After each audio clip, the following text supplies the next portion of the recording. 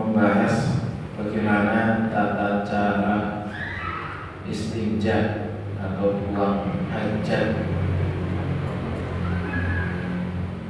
Banyak hadis atau dalil yang berkenaan dengan istinja.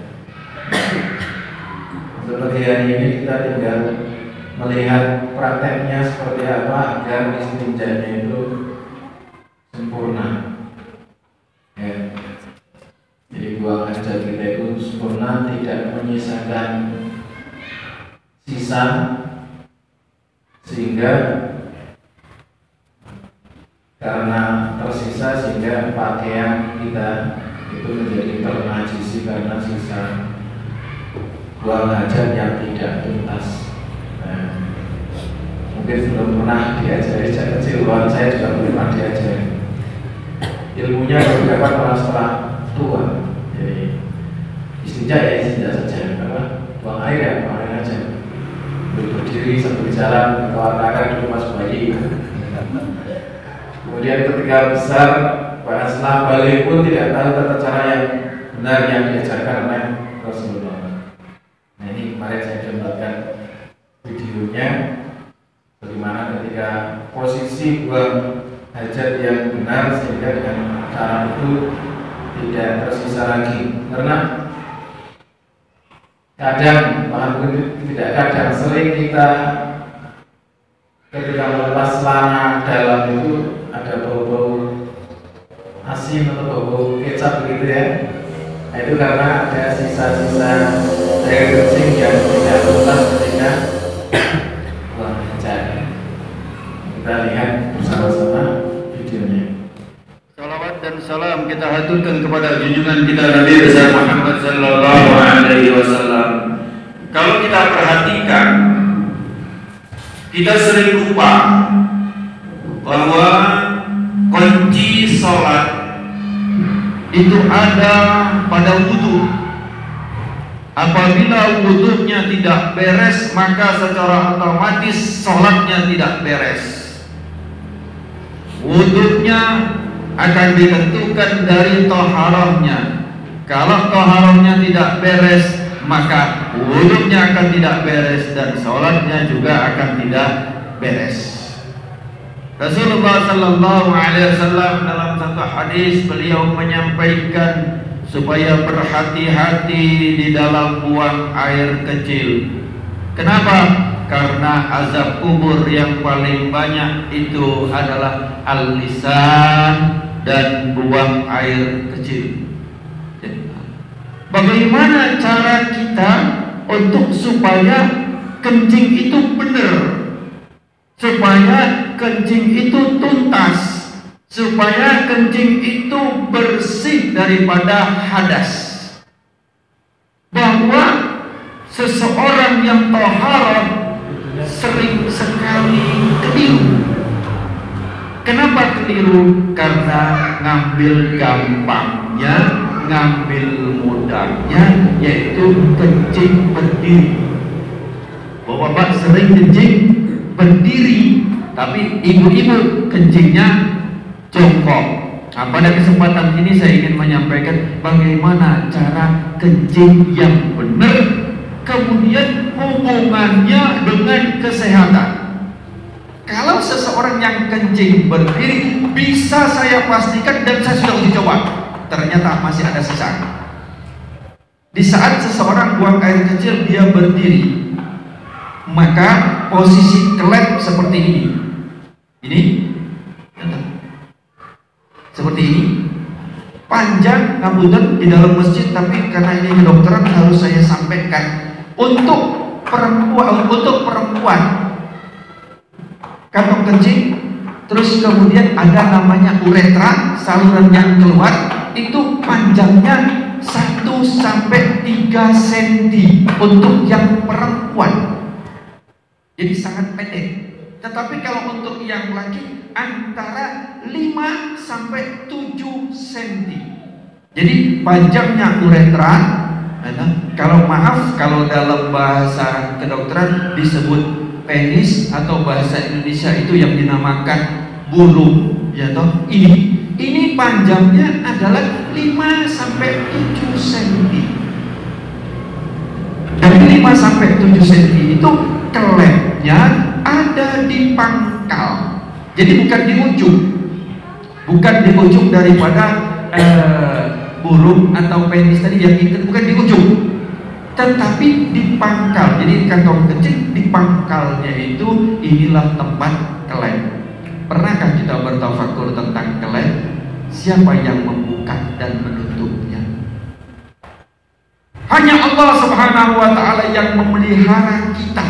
Kalau seandainya dibuka terus, Pak, selain buka terus, gimana kira-kira kita? Ngompol semua, Pak. Atau sebaliknya, kalau seandainya nutup nggak buka, gimana kira-kira? Kita nggak karu-karuan, Pak. Nggak usah lama-lama, 1 hari saja nutup nggak karu-karuan. Bagaimana cara toharoh yang benar? Cara toharoh pertama, cara kencing yang benar adalah hendaklah jongkok. Siapa yang mengajarkan kencing berdiri? Itu adalah ibu-ibu.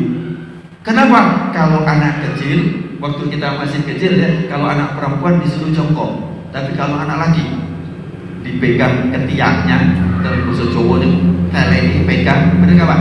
Jelas begini kan, disuruh kencing berdiri. Bahkan kadang-kadang anak-anak kalau ada yang kencing jongkok, dibilangin, oh kayak anak perempuan, kencingnya kayak anak perempuan. Ini satu ajaran yang perlu kita luruskan, perlu kita perbaiki, bahwa kencing yang benar itu adalah jongkok. Apa hikmahnya?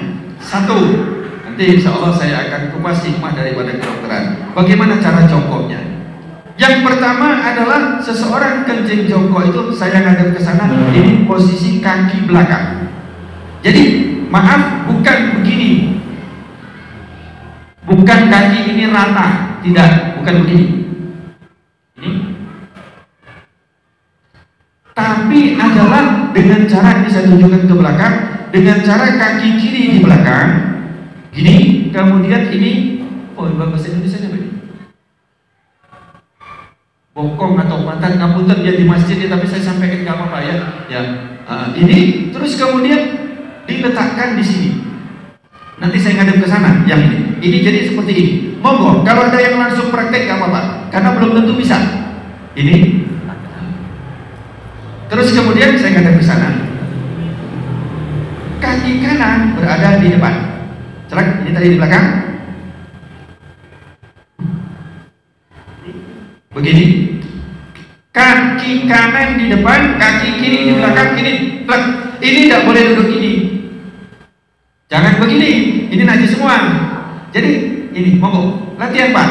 Belum tentu bisa. Nanti ini berhubungan dengan toharo. Kalau kencingnya tidak beres, wudhunya pasti tidak beres. Kalau wudhunya tidak beres, sholatnya tidak beres. Ini. Terus kemudian yang kedua, kalau posisi seperti ini, maaf, seperti ini, maka kelek tadi posisinya seperti ini, dia juntit begini. Sehingga setelah ini habis, dari kantong kencing habis, maka dia masih ada sisa di sini. Masih ada sisa di sini. Di saat nanti saya ini saya praktekkan. Kencing berdiri, saya coba kamar mandi, saya kencing berdiri. Banyak kan di tempat-tempat itu kan kencing berdiri yang dibuatkan gini itu kan banyak Pak. Terus kemudian saya coba sampai habis sudah saya lihat habis betul. Kemudian saya ambil tisu, saya letakkan di sini. Saya ingin coba, saya letakkan. Kemudian di saat saya rukuk, saya coba di kamar mandi saya rukuk. Ternyata ini dapat tekanan basah tisu. Basah. Bagaimana kita sholat tapi nggak terasa? Kenapa? Karena dia sudah lewat dari kelep.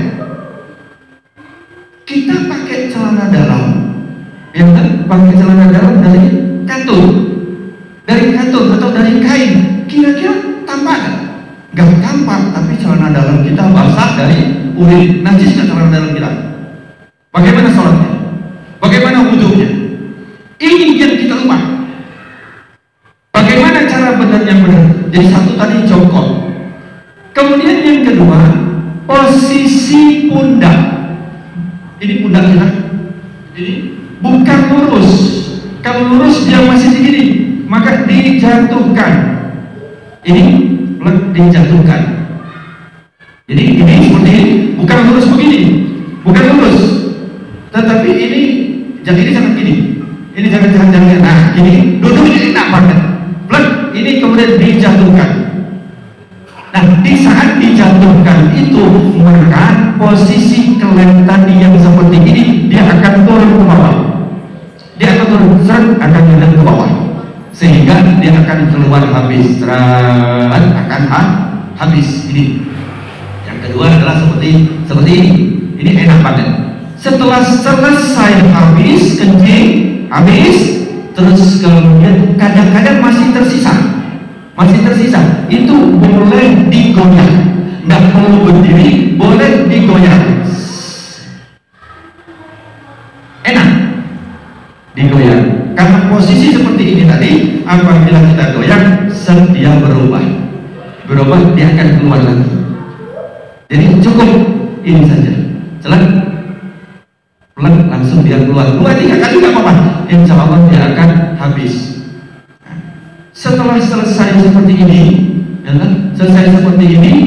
yang kedua adalah hendaklah berdehem. Ini yang kedua yang diajarkan oleh Rasulullah SAW adalah berdehem. Bagaimana cara berdehem yang benar? Ini juga penting. Berdehem yang benar itu bukan. Berdehem yang benar itu perlu belajar. Gimana cara berdehem yang benar? Adalah dengan cara tarik nafas. Di saat ini tarik nafas, di saat seseorang tarik nafas, ini paru-paru mengembang.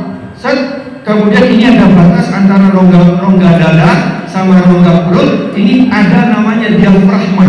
Diafragma itu pembatas. Di saat seseorang tarik nafas, itu seperti mangkok atau piring atau cakram, di mana dia akan lurus.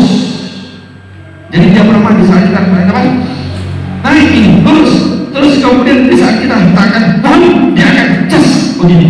Di saat begini dia akan menekan rongga perut, kemudian dia akan menekan daripada kantong kencing, sehingga yang ditekan adalah pus dia akan keluar.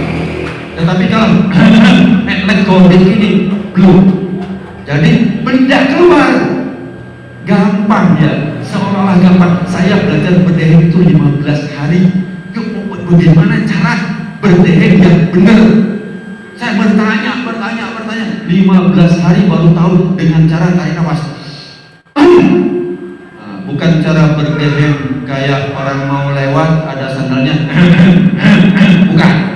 Jadi caranya adalah tarik nafas. Itu harus latihan sebanyak 3 kali. Begitu juga ibu-ibu pun juga berdehem. Ini cara kita dapatkan untuk berdehem ini, Pak. Yang ketiga adalah dengan cara di mulut.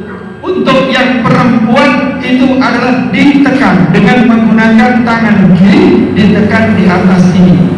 Nanti kapan-kapan kalau ada pengajian khusus ibu-ibu, nanti akan saya jelaskan bagaimana cara menekan daripada kantong kencing dari atas. Ditekan, dia akan keluar. Kalau untuk yang laki-laki itu adalah dengan cara mengulurnya. Bagaimana cara mengulurnya? Adalah dengan menggunakan tangan kiri, bukan tangan kanan. Kemudian dengan tangan kiri itu cara mengulurnya bukan dilingkarkan. Nah, sebelum saya menceritakan tentang bagaimana cara mengulur, biasanya kadang-kadang ngapunten ini disentik. Benar, ini disentik, benar. Saya pengajian di mana-mana itu ternyata dokter itu harus disentik, dokter. Nah, kalau disentik seperti ini tujuannya betul supaya tuntas, tapi caranya yang salah. Kenapa? Di saat begini maka dia akan ke paha sini dan ke paha sini, dan tidak terasa. Kenapa? Karena kita sudah biasa pakai celana, sehingga tingkat kepekaan daripada ini sudah sangat sedikit, sensitifnya sangat sedikit, sehingga tidak terasa kalau kena hanya percikan 1 atau setengah tetes ke sini dan ke sini. Kemudian kita pun wudhu, kemudian sholat, bagaimana badannya najis, bagaimana celananya najis, kita seolah-olah selesai. Belum. Kemudian yang ketiga adalah dengan cara ditekan. Bagaimana caranya? Bukan dilingkarkan.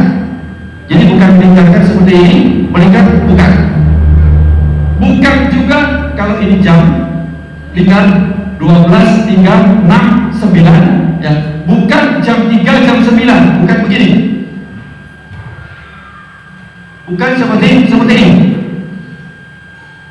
Tetapi adalah jam 12, jam 6. Jam 12 itu adalah jempol untuk sebagai penahan, penopang. Kemudian yang jari kelingking, jari apa ini? Kelingking ya, bahasa Indonesia kelingking kan? Jari kelingking ini adalah untuk ditarik ke depan. 1 kali, 2 kali, 3 kali. Dilakukan seperti itu. Kalau untuk yang perempuan dengan cara ditekan, nanti tempat mana yang ditekan itu khusus untuk ibu-ibu ya. Bagaimana nanti cara menekan untuk membuang air kecil. Bapak rahimakumullah, saya ambil satu kesimpulan. Yang pertama, kalau kencing berdiri sudah saya uji coba, sudah saya lakukan, ternyata tidak mungkin kencing berdiri begini. Itu satu, pasti begini ya, atau malah begini, maka semakin jungkir daripada karetnya tadi pasti ke atas. Yang kedua, sudah saya coba dengan cara kencing berdiri itu, kemudian dilakukan dengan waktu kita rukuk, kita sholat, itu saya coba untuk 3 kamar mandi rukuk, ternyata dia keluar, dan saya sudah coba dengan tisu. Jadi bapak-bapak nanti celana dalamnya akan basah ya, tapi nggak kelihatan karena daya serapnya cukup ini, itu kalau kencing berdiri itu akan keluar, tetapi tidak terasa. Kenapa? Karena sudah melalui klep.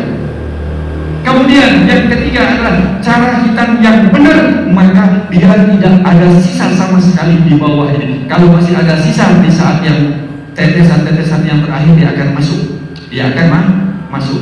Kemudian yang kedua adalah cara duduk yang benar. Cara jongkok yang benar adalah, saya ulangi, kaki kiri di belakang, kemudian ini diletakkan di sini dengan nyaman, dengan enak. Ini terus kemudian posisi yang kaki kanan adalah seperti ini, tapi ini jangan dijatuhkan. Sekali lagi, ini bukan dijatuhkan, tapi begini. Jangan bingung, biasa saja, enak, biasa saja. Terus kemudian yang kedua, kalau agak gemuk ini boleh dibuka, boleh begini. Kalau agak gemuk. Yang kedua adalah posisi pundak jangan lurus. Kalau lurus kantong kencing masih seperti ini, dan posisi daripada klep seperti ini, harus jong begini. Dengan begini maka posisi akan ngadep ke bawah. Kalau yang akan ngadep ke bawah, ini juga akan ke kanan. Bisa dilihat ini akan menekan sini, akan melipat.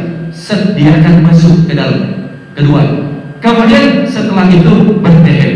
Selesai, habis. Kalau belum habis, saya ulangi, begini, boleh begini, boleh begini. Ya, untuk apa? Supaya dia akan begini, dia akan keluar, akan nggak anyang-anyangan lagi. Terus kemudian yang kedua, berdehem. Cara berdehem, tarik nafas, jangan biasa. Jadi kalau hanya belum terbukti cara evaluasinya. Kalau hanya dia di sini akan dirasakan di sini. Coba di sini. Tapi kalau tarik nafas pasti di bawah. Dia akan keluar. Tes 3 kali. Setelah itu baru kemudian dengan cara diurut. Tapi sebelum berdehem, sebelum diurut tadi kita harus geser supaya dia ini. Bapak-bapak rahimakumullah, sebenarnya tentang taharah ini masih banyak yang harus kita kupas. Tapi ini saya himpun sebanyak mungkin. Hati-hatilah kita di dalam bertaharah ini, karena Rasulullah SAW sebagai penutup, Rasulullah pada satu hari itu berjalan, kemudian ada 2 kuburan. Satu kuburan ini kata Rasulullah sedang disiksa. Kenapa? Dia cara taharahnya atau cara kencingnya tidak beres. Tapi ingat bahwa kita dikondisikan supaya menjauh daripada ajaran Rasulullah Sallallahu Alaihi Wasallam. Di sini saya dari medis, saya akan usahakan untuk bagaimana hikmahnya daripada apa yang diajarkan oleh Rasulullah. Bagaimana tidurnya Rasulullah, bagaimana makannya Rasulullah, bagaimana menguatnya Rasulullah, bagaimana wudhunya Rasulullah, bagaimana taharahnya Rasulullah. Itu bisa dikupas habis dengan tujuan kita kembali kepada apa yang diajarkan oleh Rasulullah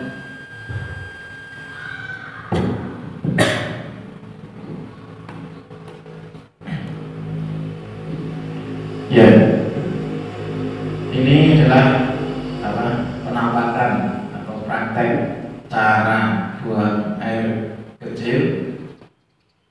Setelah kemarin kita membahas atau membacakan semua dalilnya dari Rasulullah SAW. Insyaallah pada pagi hari ini kita akan lanjutkan hadis yang ke 100 tentang mandi janabah atau mandi junub. Tidak terasa sudah sampai hadis yang ke 100. A'udzubillahi minasyaitonirrajim. Bismillahirrahmanirrahim. An Abi Sa'id Al-Khudri radhiyallahu anhu qala Rasulullah sallallahu alaihi wasallam al-ma'u minal ma', rawahu Muslim wa asluhu fil Bukhari. Dari Abi Sa'id Al-Khudri radhiyallahu anhu, dia berkata, Rasulullah sallallahu alaihi wasallam bersabda, al-ma'u minal ma', air itu dari air, diriwayatkan Muslim, dan asalnya lafal ini berasal dari Al-Bukhari. Kesimpulan dari hadis ini saya simpulkan saja, saya ringkas dari kitab aslinya Subulus Salam. Maka bisa kita ambil faedah dari hadis ini tentang yang pertama, hadis ini berbicara tentang wajibnya mandi karena keluar air mani. Yang pertama, wajib mandi, keluar air mani wajib mandi. Kemudian yang kedua, kalau dari lafal hadisnya al-ma'u minal ma', air itu dari air. Ya, dua kata al-ma'u di situ itu dalam ilmu berdiak atau ilmu yang membahas tentang keindahan bahasa. Ini disebut sebagai jinas tam, atau dalam bahasa kita itu homofon, atau satu kata yang hurufnya sama, bunyinya sama, namun memiliki arti yang berbeda.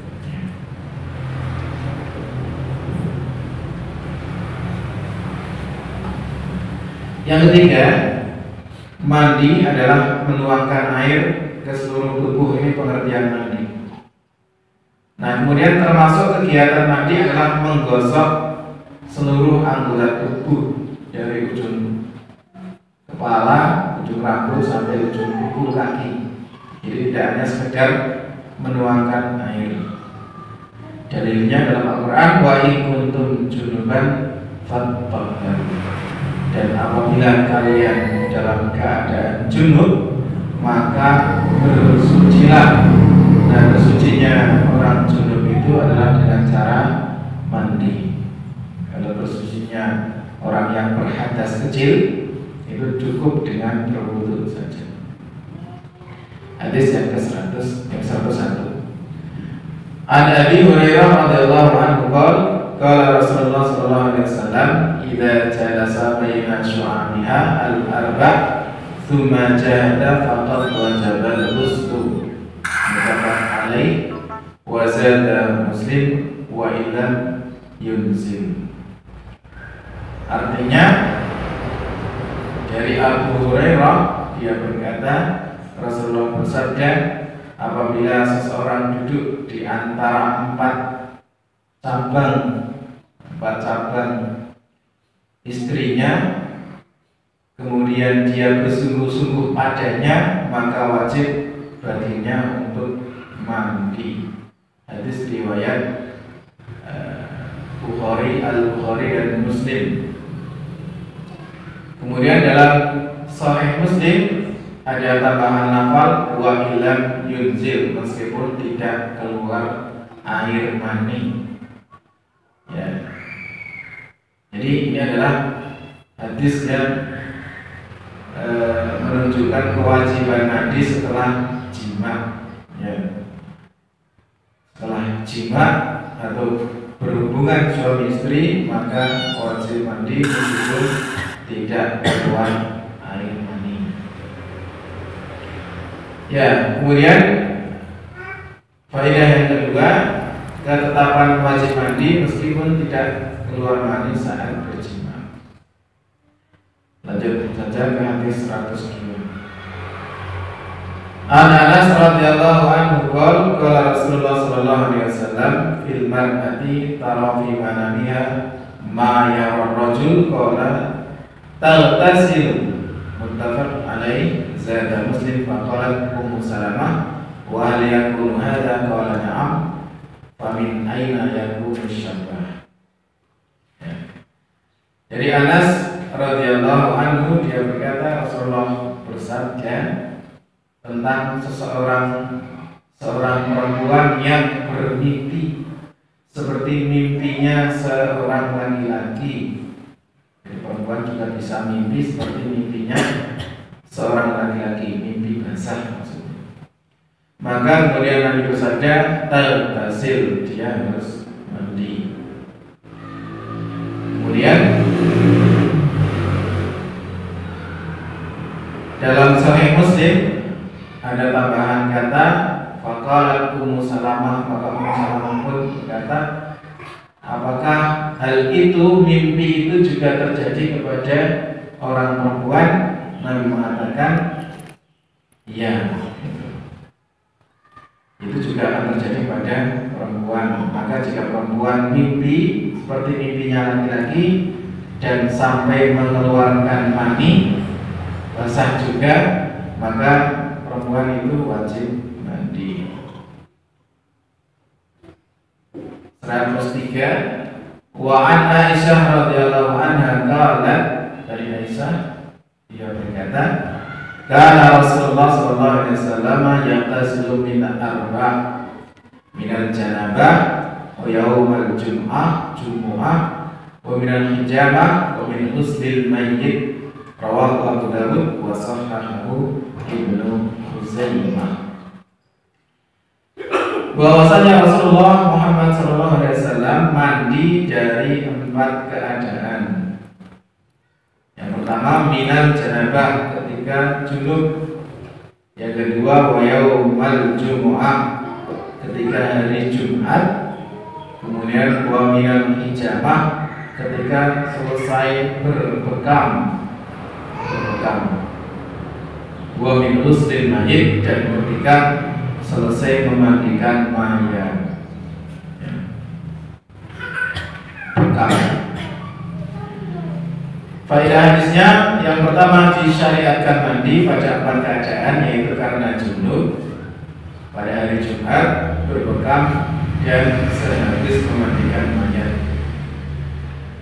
Mandi junub itu sudah sepakat semua ulama, sebagaimana telah kita sebutkan pada hadis-hadis sebelumnya. Kemudian mandi pada hari Jumat ini hukumnya adalah sunnah muakkad atau sunnah muakkadah. Ini pendapat Daud. Kemudian mandi setelah bekam juga hukumnya sunnah. Bekam tahu ya? Yaitu mengeluarkan darah dari tubuh untuk tujuan kesehatan, berbekam. Bahasa Jawanya canduk. Yang kelima, mandi setelah memandikan mayat. Ada yang mengatakan sunnah, ada yang mengatakan wajib, ada pula ulama yang mengatakan hal itu tidak termasuk sunnah apalagi wajib. 104. Wa an Abi Hurairah radhiyallahu anhu fi qissati Sumamah ibnu Usal indama aslama wa amaron Nabi sallallahu alaihi wasallam ayat tasil. Rawahu Abdul Razzaq wa asluhu muttafaq alaih. Dari Abu Hurairah radhiyallahu anhu dalam kisah Sumamah bin Usal, ketika beliau masuk Islam maka Nabi menyuruhnya untuk mandi. Hadis ini diriwayatkan oleh Abdul Razzaq dan aslinya berasal dari Al-Bukhari dan Al-Muslim. Faedah hadis, disyariatkan mandi bagi orang yang masuk Islam. Islam bersyahadat itu disuruh mandi. Kadang-kadang malah disuruh mandi, kemudian masuk masjid, bersandar disaksikan oleh orang-orang. Hadawiyah, Hanafiyah, ini menurut pendapat dua golongan fikih ini, itu berpendapat jika semasa kafir ia junub dan karena junubnya dia tidak mandi, maka ketika dia masuk Islam dia wajib mandi. Ini menurut pendapat orang-orang yang mengikuti Abu Hanifah atau para pengikut Hadawiyah, itu mengatakan jika semasa kafir dia junub maka wajib mandi. Tetapi jika ketika dalam keadaan kafir dia junub dan sudah mandi, maka ketika masuk Islam tidak wajib mandi. Tapi bagaimana orang kafir mandi junub kan tidak sah juga ya. Artinya ini pendapat Hanafiyah. Kemudian Imam Ahmad bin Hanbal mengatakan orang yang masuk Islam itu wajib mandi secara mutlak. Jadi tidak memperhatikan latar belakangnya, perilakunya seperti apa, apakah bujang atau sudah menikah, maka ketika dia masuk Islam semuanya wajib mandi secara mutlak. Hukumnya wajib secara mutlak.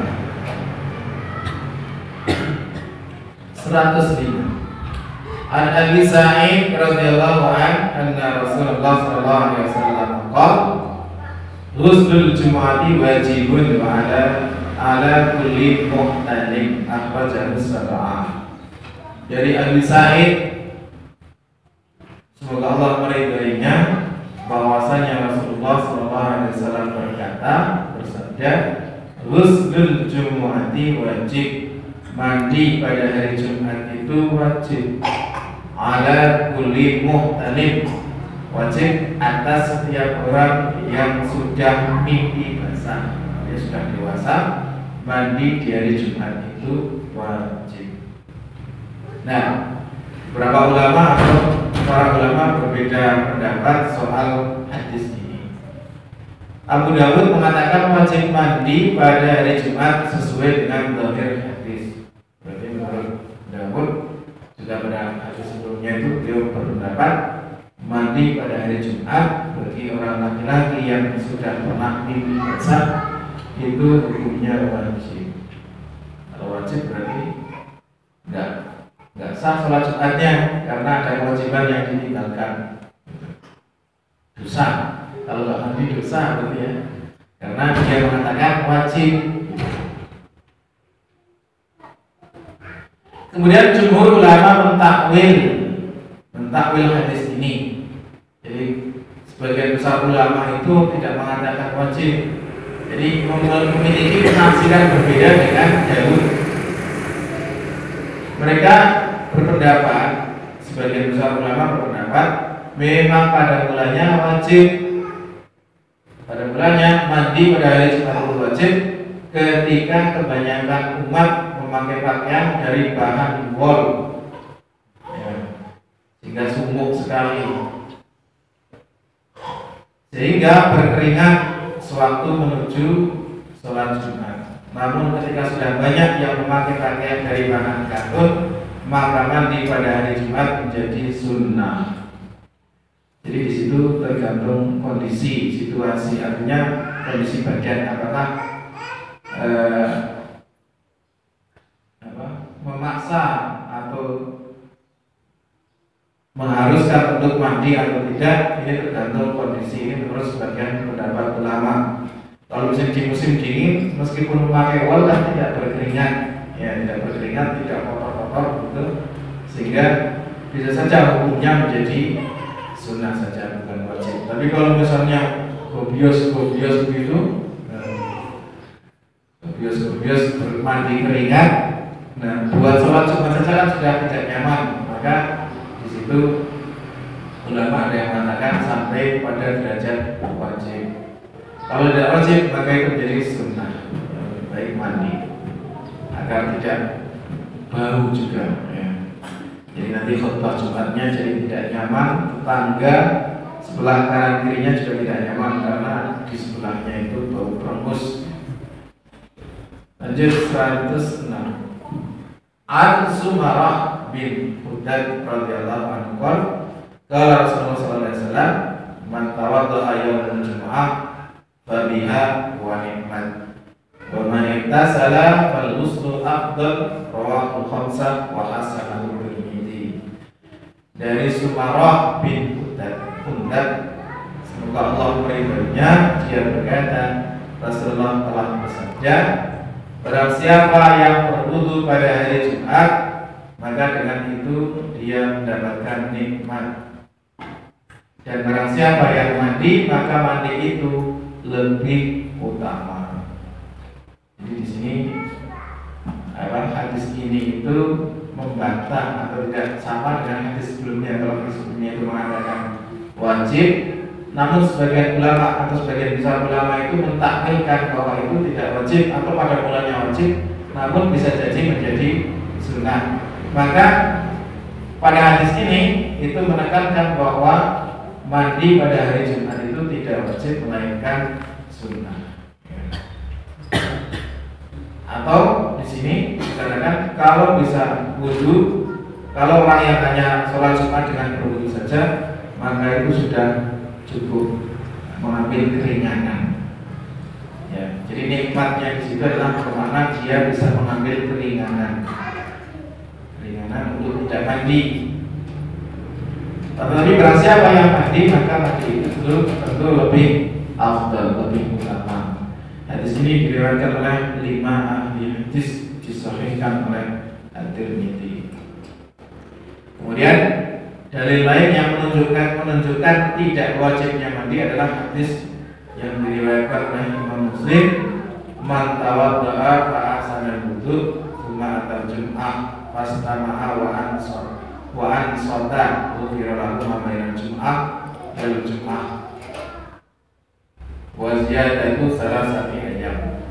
Barang siapa yang berwudu kemudian dia membaguskan wudunya, kemudian dia mendatangi sholat Jumat, mendengarkan khutbah dan dia tidak berbicara, maka dia diampuni dosanya, dosa diantara 2 Jumat atau dari 1 Jumat ke hari Jumat berikutnya, kemudian ditambahkan 3 hari berikutnya, 10 hari dosanya diampuni bagi orang yang mendatangi sholat Jumat kemudian mendengarkan khutbah dan tidak berbicara.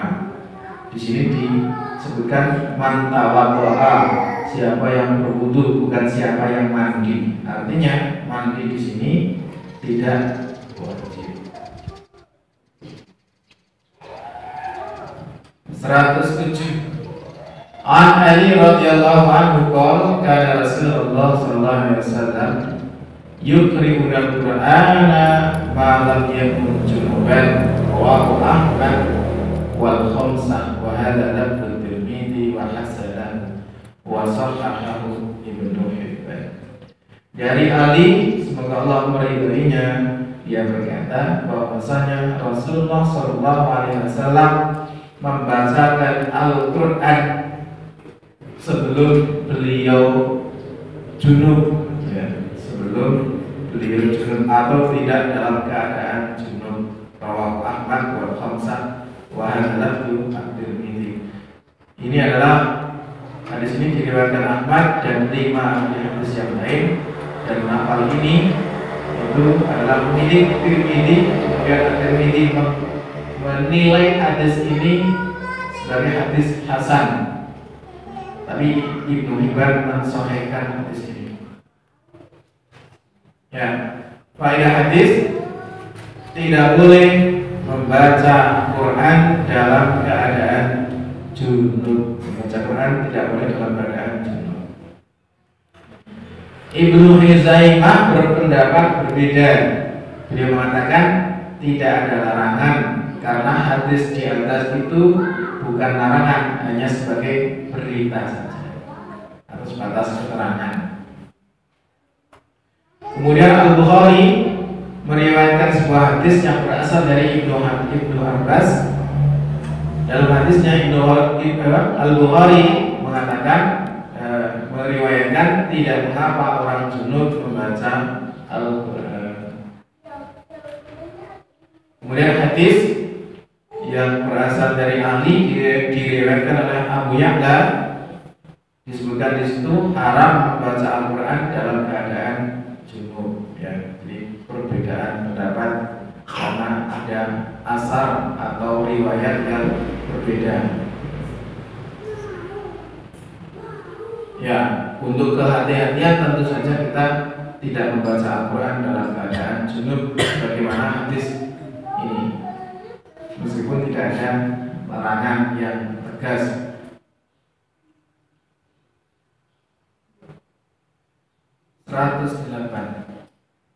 An Abi Sa'id Al-Khudri radhiyallahu anhu qala Rasulullah sallallahu alaihi wasallam, dari Abu Sa'id Al-Khudri, semoga Allah meridainya, beliau berkata, Rasulullah bersabda, "Idza ata ahadukum ahdahu thumma arada ay ya'uda falyatawadda bainahuma wudu'an." Rawahu Muslim. Wa zada al-Hakim fa innahu an syatalil amud. Apabila idza ata ahadukum ahdahu, apabila salah seorang di antara kalian mendatangi istrinya, summa arada ayyauda, kemudian dia menginginkan untuk mengulangi lagi, falyatawadda bainahuma, maka hendaklah dia berwudu di antara dua aktivitas itu dengan sekali wuduan. Hadis diriwayatkan Muslim. Kemudian dalam riwayat Hakim menambahkan fa'innahu an syatalil aud, karena wudu itu akan menyebabkan semangat untuk mengulanginya lagi, kan semangat. Ya, tafsirnya disunahkan wudu setelah jima, sunah wudu setelah jima. Jadi, sebelum tidur wudu dulu. Kemudian yang kedua, ada hadis lain yang menerangkan bahwa setelah mencampuri istrinya, beliau tidak memperbaharui wudunya. Nanti kita baca di hadis berikutnya. Hadis lain juga menerangkan beliau mandi junub setelah selesai bercampur dengan istrinya. Jadi pada hadis yang lain juga itu tidak hanya wudu, tapi Nabi langsung mandi. Ya, begitu selesai bercampur dengan istrinya. Artinya di sini keempat pada kesimpulannya adalah diperbolehkan semuanya. Boleh langsung mandi, boleh wudu sebelum tidur, atau langsung tidur. Nanti kita mengambil keutamaan di sini. Ya, yang paling utama tentu saja adalah langsung mandi sehingga tidur dalam keadaan suci, sehingga ketika malaikat Israel mengambil nyawanya dalam keadaan suci, gitu. Ya, kalau ambil keutamaannya begitu, meskipun diperbolehkan tidak mandi atau tidak wudu langsung tidur.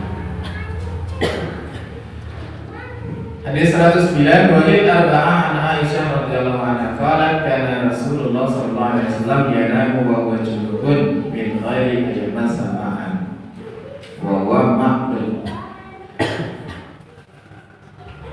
Empat ahli hadis meriwayatkan dari Aisyah radhiyallahu anha, semoga Allah meridainya, disebutkan karena Rasulullah sallallahu alaihi wasallam, bahwa Rasulullah sallallahu alaihi wasallam yanamu wa huwa junub, beliau tidur padahal kondisinya beliau itu dalam keadaan junub, min ghairi ayam masa ma'an, tanpa sebelumnya itu menyentuh air terlebih dahulu.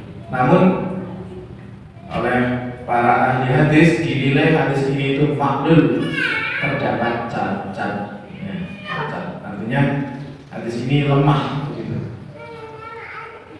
Namun begitu, hadis ini menjadi dalil diperbolehkannya tidur dalam keadaan junub. Kemudian Abu Daud mengatakan hadis ini diragukan kesahihannya. Sementara jumhur ulama berpendapat bahwa wudu setelah jima adalah sunnah dengan mengkompromikan beberapa dalil. Ya, jadi karena dalilnya itu ada banyak sekali. Kemudian hukumnya di situ itu ada 3, langsung mati, langsung berwudu, langsung tidur, tidak ambil tengah-tengahnya. Ya, disunahkan untuk berwudu, cukup dengan berwudu dengan mengkompromikan beberapa dalil yang berkenaan dengan aktivitas setelah berhubungan suami istri.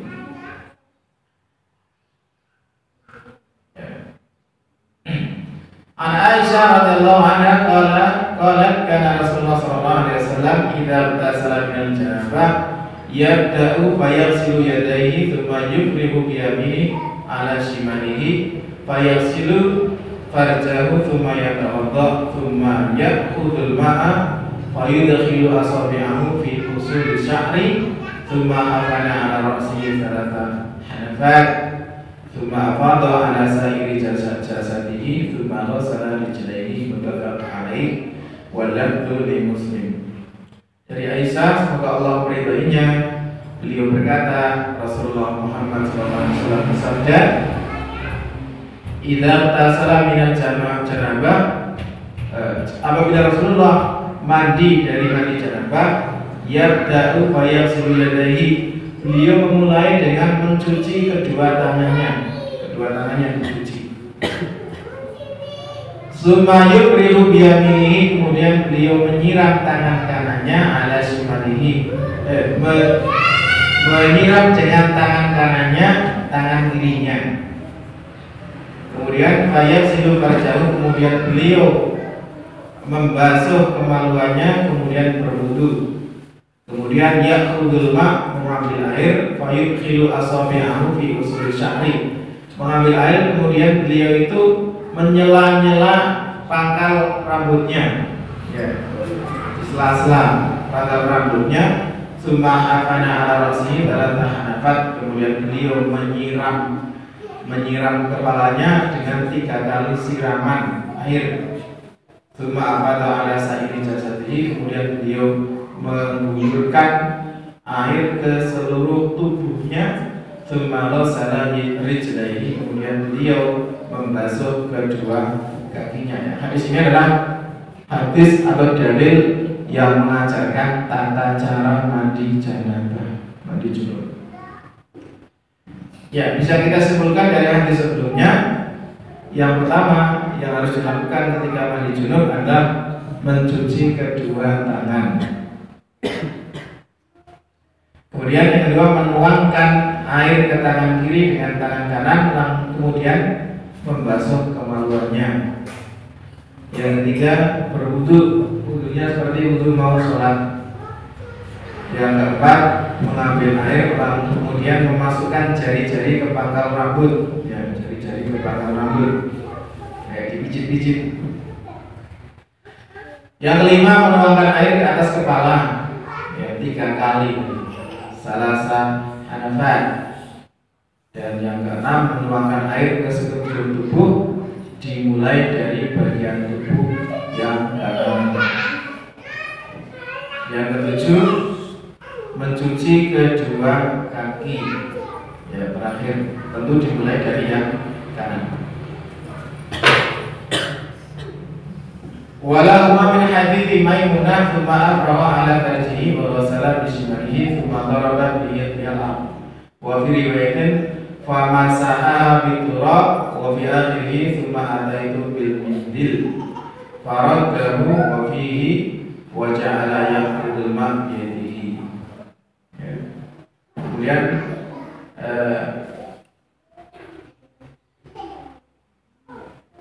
masih hadis yang diriwayatkan muttafaq alaih Bukhari Muslim yang berasal dari Maimunah, kemudian beliau menyiramkan atau membasuh farjinya dengan mencucinya dengan tangan kirinya, kemudian memukulkan tangannya itu ke tanah, ya, diletakkan tangan kirinya di tanah setelah mencuci kemaluannya, kemudian mengusapkan dengan debu, diusapkan. Kemudian Maimunah memberikan Nabi sebuah sapu tangan, Ya, namun Nabi menolaknya, membalikan satu tangan itu. Kemudian wajah Allah yang kudulma biadihi, dan di dalam hadis ini disebutkan kemudian beliau mengibaskan air dengan tangannya, diibas-ibaskan.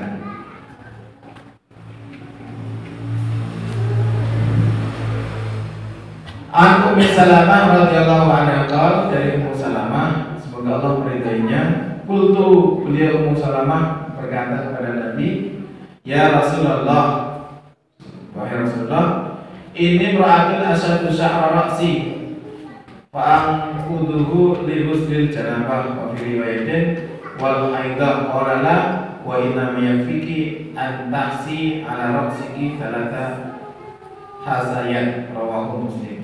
Ummu Salamah berkata, aku bertanya kepada Rasulullah, wahai Rasulullah, aku orang yang suka mengikat rambut kepalaku, apakah aku harus melepaskan ikatan itu ketika akan mandi junub, atau dalam diriwayatkan lain, atau sewaktu mandi setelah haid? Dia menjawab, tidak usah, cukup bagimu menyiramkan air di kepalamu sebanyak 3 kali siraman. Jadi ya, gelungan lebih yang dikepang gitu. Apakah harus diurai? Bagi orang yang suka begitu, apakah harus diurai dulu ketika mandi junub? Nabi mengatakan tidak perlu, cukup disiram saja sebanyak 3 kali. Malah nanti susah untuk kering ya, nggak bisa adukan, susah adukan, keramas, kemudian rambutnya masih kepang kemudian, ya susah untuk kering kembali. An Aisyah radhiyallahu anha qalat qala Rasulullah sallallahu alaihi wasallam, inni la ukhilal masjid li haidin wa la junubin, rawahu Abu Dawud wa sahahahu Ibnu Khuzaimah.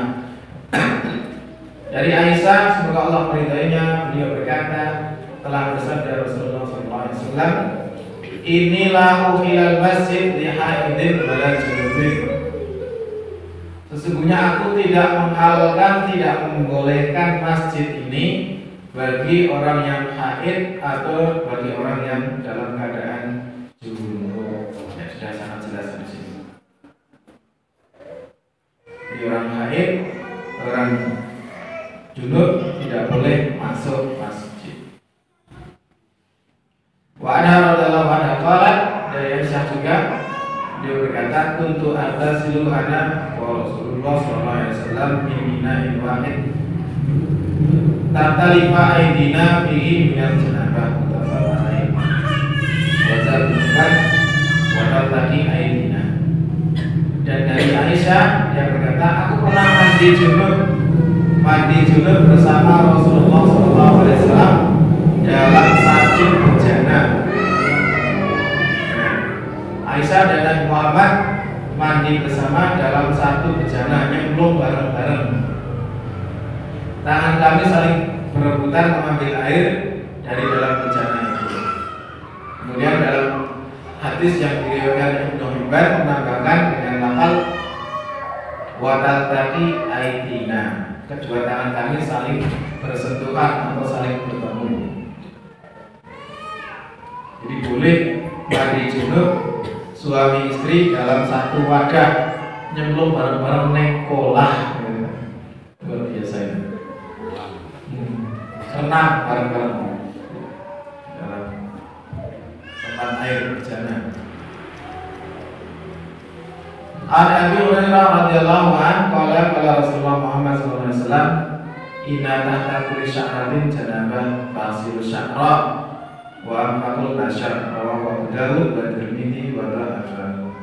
Abu Hurairah, semoga Allah meridainya, dia berkata, Rasulullah sallallahu alaihi wasallam bersabda, sesungguhnya di bawah setiap helai rambut ada janabat atau jinabat, maka basuhlah rambut itu dan bersihkanlah kulit. Nah, jadi termasuk tadi sudah masuk dalam mandi junub itu menyela-nyela rambutnya itu sudah sampai kulitnya. Ketika diguyur kepalanya juga sudah sampai kulit. Artinya orang mandi itu harus basah total, ya. Orang mandi junub itu harus basah total, tidak ada yang tersisa kecuali semuanya basah, termasuk rambut, ujung rambut, kulit, ya, sampai ujung kuku itu harus basah semuanya.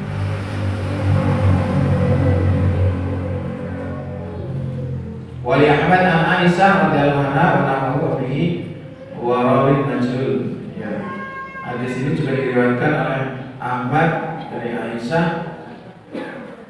Namun pada hadis ini juga terdapat rawi yang majhul, rawi yang tidak dikenal identitasnya, latar belakangnya tidak diketahui. Sehingga pada hadis sebelumnya itu dikatakan walau afahu at-Tirmidzi melemahkan hadis ini. Ya. Sudah habis hadis yang menjelaskan tentang bab mandi junub. Insyaallah pada pekan berikutnya akan nanti